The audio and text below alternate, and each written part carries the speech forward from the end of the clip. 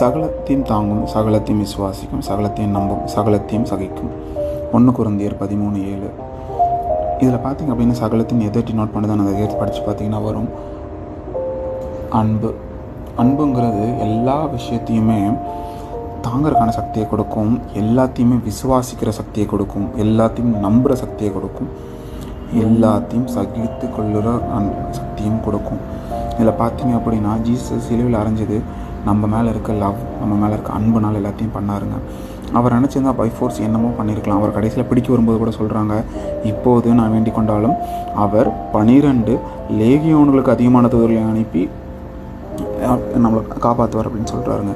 அப்படி பண்ணியிருந்தால் யாராவது நம்ம ஜீசஸ் கிரைஸ்ட் ஏற்றுக்குமா? இல்லைங்க. ஆனால் அவர் போன பாடுகளை பார்த்து நம்ம ஏற்றுக்கிட்டோம்.